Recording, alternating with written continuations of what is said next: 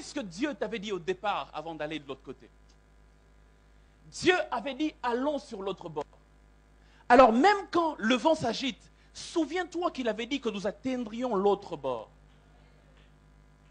Paul a le courage dans son cœur et il dit aux autres, écoutez, le problème, vous vous agitez parce que vous n'avez pas de révélation. Moi, je ne m'agite pas, je suis assez calme parce que j'ai eu la révélation d'un ange de l'Éternel qui m'est apparu cette nuit. Et il m'a dit, Paul, tu vas atteindre Rome. À ce que je sache, Rome, ce n'est pas là où je suis maintenant.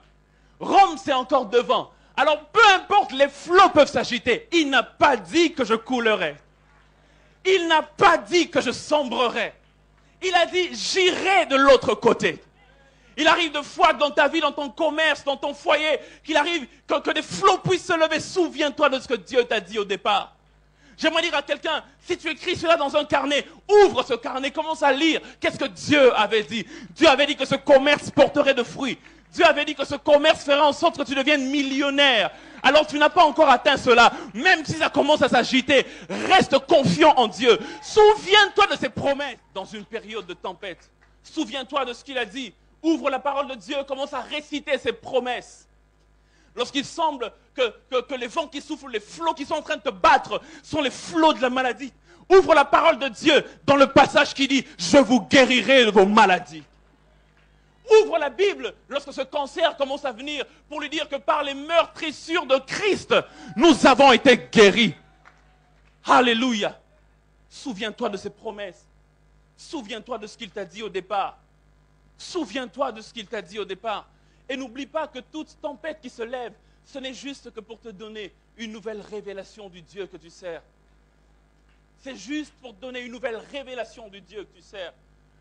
Vous vous rendrez compte, frères et sœurs, dans la parole de Dieu, chaque révélation de Dieu a été précédée d'un moment de crise. Chaque révélation de Dieu, ou encore la plupart des révélations de Dieu, ont été précédées par un moment de crise. Lorsque le peuple était battu par ceci, cela, alors Dieu se révélait d'une certaine façon. Il t'arrive de vivre que de l'injustice autour de toi, mais c'est pour que tu te rendes compte que le Dieu qui te délivrera de ça s'appelle le Dieu juste. C'est pourquoi Paul dit, même dans nos afflictions, nous débordons en joie. Parce que nos afflictions sont un moyen pour nous de mieux connaître notre Dieu.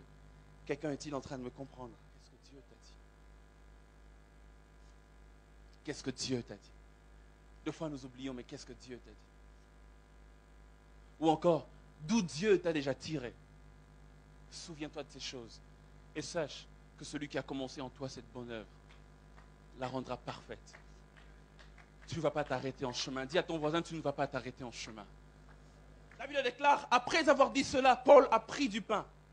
Il a rendu grâce à Dieu devant tous, puis il a rompu et s'est mis à manger. Lorsque vous lisez cela, vous ne vous rendez peut-être pas un peu compte de comment les choses se sont passées. J'aimerais que vous gardiez en tête que le bateau est en train d'être agité. Le vent est en train de souffler, ça ne va vraiment pas. Et il y a des ténèbres. Mais alors que le bateau s'agite, Paul prend du pain. Et il lève les mains, il rend grâce à Dieu. Il rend grâce à Dieu. Alors que le bateau s'agite, je peux imaginer que sa voix même n'était pas aussi solide que d'habitude. Peut-être qu'elle tremblait un tout petit peu. Seigneur, je te bénis pour ce que j'ai. Je peux imaginer que Paul le faisait avec beaucoup de difficultés. Parce que le vent s'agite, le bateau s'agite. Mais Paul se lève et il rend grâce à Dieu. Frères et sœurs, la première des encres à jeter, quand tu passes par une situation difficile, c'est l'encre des actions de grâce. Malgré la situation par laquelle tu passes, ne manque jamais de rendre grâce à Dieu. La Bible déclare qu'ils avaient peur de perdre leur vie. Et ils avaient même jeté toute leur nourriture, la majeure partie de leur nourriture dans la mer. Ils avaient tout perdu. J'imagine Paul se promener peut-être avec des parchemins, peut-être avec s'il était en termes actuels, sa petite tablette où il y avait des prédications importantes pour Rome. Il se promenait peut-être avec beaucoup d'autres choses qu'il avait emmenées pour aller de l'autre côté. La Bible déclare qu'ils avaient jeté une partie de leur cargaison dans la mer. Mais malgré cela, Paul se lève et rend grâce à Dieu pour le pain. Il se lève et rend grâce à Dieu pour le pain. Le pain peut sembler en ce moment-là n'être qu'une petite chose, pas très importante. Mais Paul rend grâce à Dieu pour le peu qui est resté. Et il oublie de regarder au beaucoup qui a été jeté dans la mer. Je ne sais pas combien tu as perdu. Mais bien de fois, nous ne rendons pas grâce à Dieu comme il faut. Parce que nous regardons à ceux que nous avons perdus. Au lieu de regarder à ceux qui est resté. Frères et sœurs, prends le petit pain, lève-le vers le ciel et bénis le nom du Seigneur, ne serait-ce que pour le pain. Il rendit grâce à Dieu. Il rendit grâce à Dieu. Et durant toute cette semaine, Dieu nous a martelé là-dessus. Savoir lui rendre grâce même quand rien ne va. Il nous a parlé mercredi des pierres vivantes et le pasteur est revenu jeudi pour nous parler de Jean à Patmos, chaque matin qui louait le Seigneur et souvent avec le psaume 23. Malgré qu'il recevait des coups de fouet, il rendait grâce à Dieu pour le souffle. Il rendait grâce à Dieu pour tous les bienfaits que Dieu lui accordait. Oui frère, à nous les grâces, mais à Dieu les actions de grâce. Il faut que nous apprenions, peu importe ce par quoi nous passons, à toujours rendre grâce à Dieu. Et je vous assure, c'est une ancre qui stabilise le navire. Il rendit grâce à Dieu malgré ce par quoi il était en train de passer.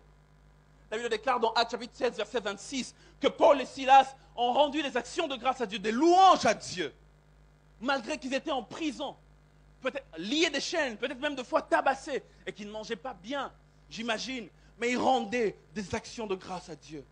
Et celui-ci s'est occupé de leur situation. Quand tu rends grâce à Dieu malgré la tempête qu'il y a dans ta vie, il fait 3 choses. Les fondations s'ébranlent, les portes s'ouvrent et les liens se détachent. En ce dimanche matin, je prie que dans la vie de quelqu'un, les fondations s'ébranlent, que les portes s'ouvrent. Il y a une porte qui était fermée, je prie que ça s'ouvre. Et je prie en ce dimanche matin pour la vie de quelqu'un, que les liens puissent se détacher. Les fondations se sont ébranlées, les portes se sont ouvertes et les liens se sont détachés. Parce que Paul et Silas célébraient Jésus malgré leur tempête.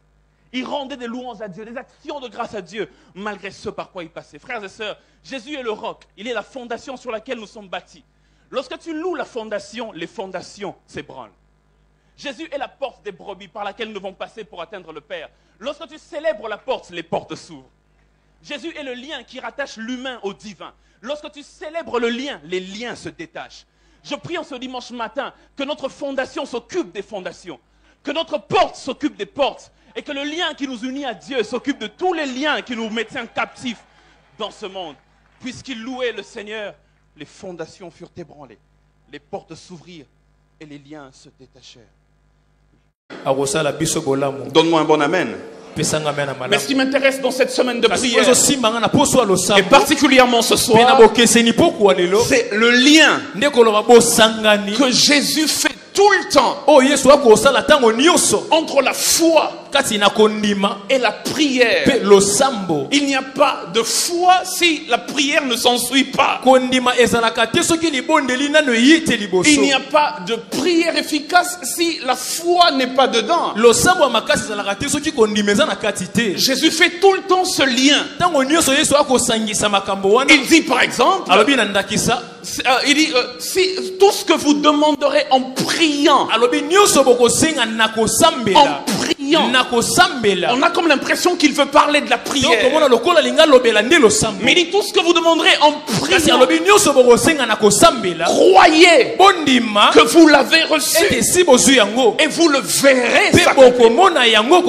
Il y a un lien. Si vous priez, alors croyez. Et si vous croyez en priant, vous recevrez.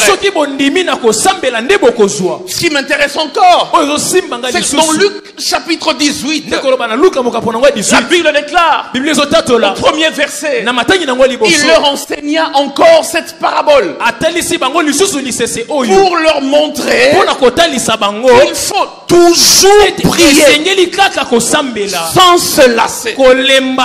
Il veut parler de la prière. La Bible dit même qu'il leur donne la parabole pour leur montrer qu'il faut prier. On nous donne le thème général de la parabole. La persévérance dans la prière. Et il parle de cette femme. Mais à la fin de la parabole, il dit, lorsque le Fils de l'homme viendra, trouvera-t-il encore la prière? Trouvera-t-il la foi sur la terre? J'ai comme l'impression que à chaque fois que Jésus parlait de la prière, il finissait en parlant de la foi. Et quand il parlait de la foi, il finissait en parlant de la prière. Dans le texte qu'on a lu, Marc chapitre 9, la Bible déclare, lorsqu'il vient et qu'il se rend compte que ses disciples n'ont pas pu chasser un démon. Jésus leur a dit, un démon. Il commence par leur dire, homme de peu de foi. Ainsi le problème, s'ils n'ont pas pu chasser le démon, on peut dire que c'est la foi. Parce que la première remarque que Jésus leur fait, homme de peu de foi. Et donc je n'ai pas eu une foi suffisante, ce qui a fait que j'ai échoué. Mais à la fin, ses disciples viennent lui dire, pourquoi n'avons-nous pas pu chasser? Il dit, certains démons, cette race de démons, ne sortent que par la prière. Alors c'était la foi le problème, ou la prière le problème? Là où il y a foi, il y a nécessité qu'il y ait prière. Et là où il y a prière, il y a nécessité qu'il y ait la foi. L'un sans l'autre sont inefficaces. C'est pourquoi je suis venu et j'ai beaucoup aimé comment Papa Henri a intitulé la semaine de prière. Et mais le thème, c'est par la foi. Parce que c'est important que les deux soient liés. Et nous allons prier cette semaine. Je t'annonce une bonne nouvelle. Nous allons prier. C'est pourquoi ce soir je